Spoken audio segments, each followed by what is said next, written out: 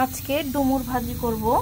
এই যে ডুমুর কেটে নিয়েছি, সাথে নিয়েছি একটা বড় সাইজের আলু, আর এই যে মরিচ নিয়েছি আর পেঁয়াজ নিয়েছি।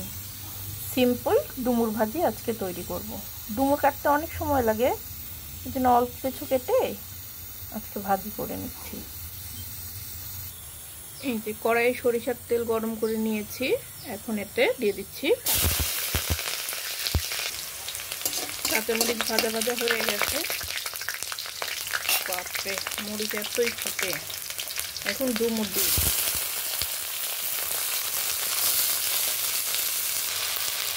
হলুদ আর লবণ দিয়ে দিয়েছি, এখন একটু নেড়ে দিচ্ছি।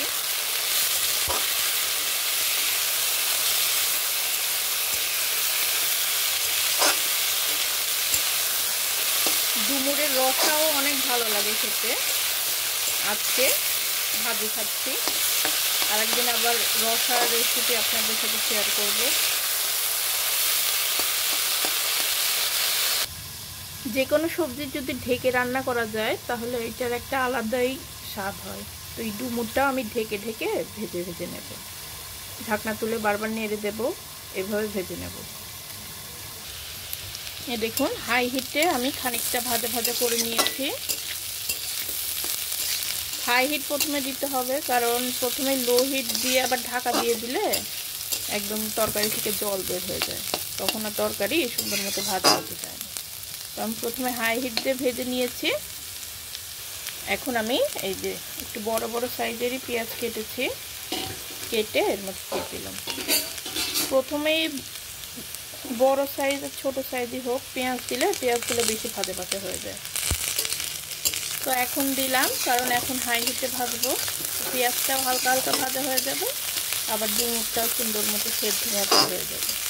একদম খড়খড়া হবে না, ভেতরে একটু নরম নরম থাকবে। এই ভাজাটা খেতেই বেশি ভালো লাগে।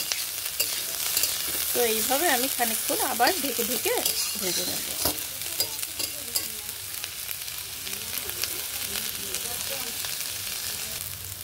দেখুন, পেঁয়াজগুলো মোটা মোটা করে দিয়েছি, এজন্য ভাজা প্রায় হয়ে এসেছে।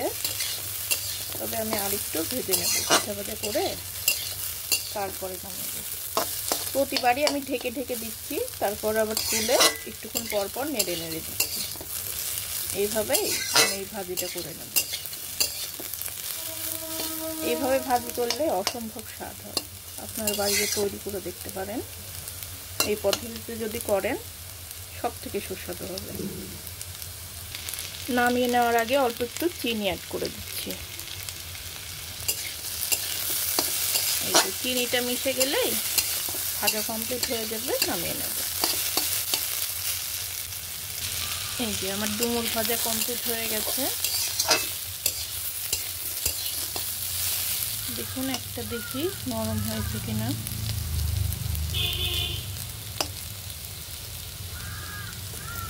দেখুন, সুন্দর নরম হয়েছে। আশা করছি দারুণ সুস্বাদু হবে। এখন আমি এই ভাজিটা নামিয়ে নেব। ফাইনাল লুক এটা ডুমুর আলু ভাজির। কেমন হয়েছে সবাই কমেন্ট করে জানাবেন, শেয়ার করবেন আপনাদের এক্সপিরিয়েন্স। সবাই ভালো থাকবেন, সুস্থ থাকবেন।